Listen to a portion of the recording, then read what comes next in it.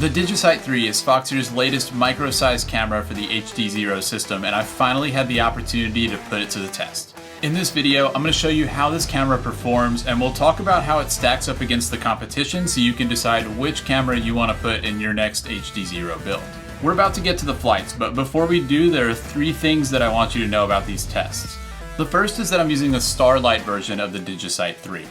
That means that this camera is probably going to perform a little bit better in the dark, but it also means that it has a larger lens with a wider aperture, and you're going to see that affect the image in a few ways. It's going to be a little bit more susceptible to lens flare, and that wider aperture also means that less of the image is in focus, so it's more important to get the focus right on the lens. You know, with the quality that we're getting from these digital FPV systems, I think that focus is becoming more important. This can vary from person to person because some people really want to see detail close up for how they fly, and other people may be flying long range and they're looking at big landscapes, and so they want the focus to be set really far away. You just have to do what feels best to you. But I do always recommend setting the focus before you install the camera into a build, and that's especially important on this Starlight camera. The second thing I wanted to mention is that if you see a few more speckles or breakup in this footage, it's because this is a newer build and I'm still figuring out the ideal antenna setup for it. I also mistakenly had my VTX on 25 milliwatts for a few of these tests, and so that's also going to contribute to the breakup. That was my mistake, but just keep that in mind as you watch this flight footage. And finally, you're going to notice that my environment looks a little bit different from my previous camera tests. It's winter now in Central Texas where I do this flying, and so that means that you're going to see fewer greens and more yellows and browns in some of the footage. It's unfortunate. It would have been nice to have the exact same situation, exact same time of year, but seasons do change, and unfortunately right now it's winter. I think you're still going to find this comparison valuable, but just keep that in mind.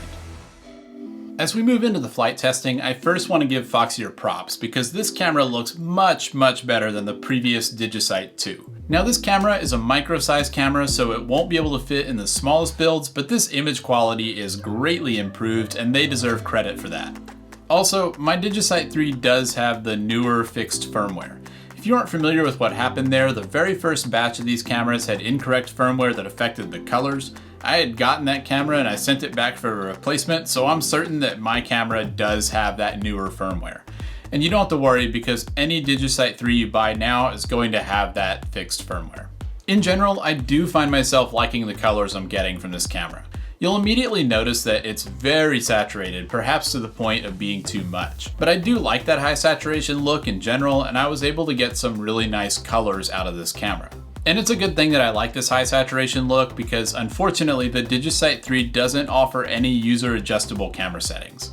This is something I found disappointing. I've really appreciated being able to change the settings on the HDZero brand cameras, and I was hoping that this camera would offer similar functionality. Unfortunately, you'll have to use the image settings that Foxeer has selected for the camera because you don't have the ability to change those settings yourself. I'm still holding out hope that they'll include a settings menu in a future HDZero camera. So let's look at a few more aspects of the image quality. I feel that the Digisight 3 offers a very good level of detail in the image, and it's definitely more detailed than the original offerings for cameras in the HDZero system. Here's some of that infamous scraggle we keep talking about, and you can see quite a bit of that detail at play here. I think it's important to keep this in perspective and compare it against analog. I was having fun in these flights because right before this I had been flying an analog drone in this same spot, and these trees were just kind of a blurry mess. Regardless of whether you feel like you could fly straight through this or not, I appreciated being able to see a little bit more of this detail, and I just generally felt more confident flying around in these areas with this camera. But there is one negative aspect to the image detail that you get with the Digisight 3. It's apparent to me from looking at these shots that the camera's doing quite a bit of digital sharpening. It's a way to improve the apparent resolution of the image, but in my opinion, they went a little bit too far here. If you look at the bark on this tree, you can notice that it almost appears to shimmer from the extra sharpening that's being added to the image. I found this a little bit distracting, and I turned down the sharpness in my goggles image settings to try and compensate for it, and that did help some, but like I said, they just went a little bit too far, and I wish they hadn't sharpened it quite this much. Another thing I noticed is that the auto white balance algorithm on the Digisight 3 behaves a bit strangely. Most FPV cameras try to adjust the white balance to match the environment, but on this camera, I noticed that it seems to shift suddenly between two very different white balance settings rather than smoothly transitioning between them. In some other cases, it seemed like it got confused and it would try to quickly switch between those settings like you see here. In terms of being able to see where you're flying, this isn't a problem, but I found it distracting and a little annoying that the colors were shifting like this. Since I've started showing you some night footage, let's go ahead and cover how the Digisight 3 performs in the dark. Now, as I said before, this is the Starlight version of that camera, and if you like to fly at night, I definitely think the camera excels in that environment. I have no trouble seeing where I'm going, there's not too much noise, and it's overall a very good experience. In terms of pure visibility, I found it to be between the HDZero Micro V2 with max gain off and with max gain on, and I actually really enjoyed this medium between those two settings. The V2 with max gain on lets you see a little bit more, but that comes at the cost of higher noise and just a generally less pleasing image.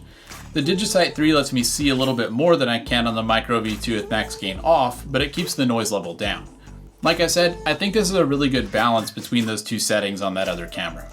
I did notice that the light sources flare a little bit more on this camera at night as compared to the HDZero brand cameras. It's probably due to that larger lens on the Starlight version. It wasn't distracting in this situation, but it could be distracting in other environments, so that's something to keep in mind. To give you an overall impression from the flight tests, I'm really pretty pleased with the results I got from the Digisight 3. You know, I do wish I could turn off that auto white balance algorithm, and I wish that we had an image settings menu so that I could adjust some of those other parameters like the sharpness, but overall I felt like the camera performed pretty well and I had a great time flying with it. I've been thinking a lot recently about all of these camera comparisons and video system comparisons and how it's really easy to lose sight of why we all got into FPV. I know when I make these videos, I try to point out every small detail and difference and problem with the cameras because I want to help you make the best purchasing decision you can. But I also want to make sure to say that just going out and flying with any of these cameras is really fun, and that's really what it should all be about. A lot of times when I fly, I'm not really looking at all these tiny details, and I'm not thinking about whether this system or this camera is the best or not. I'm just enjoying the experience. We're really lucky to have technology like this, and I found that I was able to have a lot of fun with the Digisight 3. Before I give you my advice, I'm going to mention a few physical characteristics of the camera. It's a 19x19mm micro-sized camera, and mine weighs in at 8.8 grams. I really like the casing on this camera. It feels very high quality and well made, and it's got this nice glossy finish to it. It uses the exact same MIPI cable connection and works with the same VTXs as all of the other HDZero cameras, so if you've already got a build, you can add this camera to it very easily.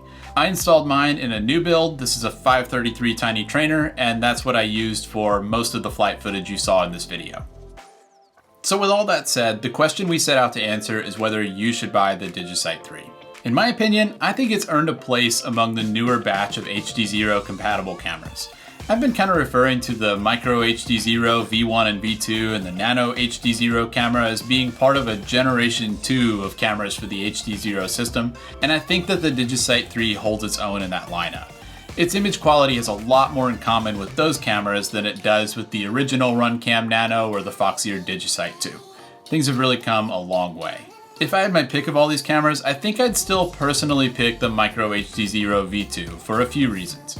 First, I really like that 4:3 aspect ratio with the increased vertical field of view, and right now that's the only camera that offers that. I also just like the colors better on the Micro V2, and I really like having that settings menu so that I can adjust the image quality to suit my own preferences. But if I couldn't get a Micro V2, I'd have no problem at all using the Digisight 3. If you're trying to find one and it's not available in your area or it's out of stock, which we know happens pretty frequently right now with HDZero stuff, then I'd say go for the Digisight 3. Even though I do have access to all the cameras, I'm going to be keeping the Digisight 3 in this build, and I know I'm going to have fun flying it. And so that's going to bring us to the end of this review. I hope you guys enjoyed this look at the Foxeer Digisight 3. I had a lot of fun testing it, and I do think it's a great camera for the HDZero system. I've got links down in the description, so if you want to buy the Digisight 3, definitely check those out. Those are affiliated links, so if you make a purchase using those links, it supports my channel at no additional cost to you, and I definitely do appreciate that. Let me know down in the comments what you think about this camera. I'm curious how you guys think it stacks up against the other HDZero cameras and which one you want to use in your next build. As always, thank you guys so much for watching this video, and I'll see you in the next one.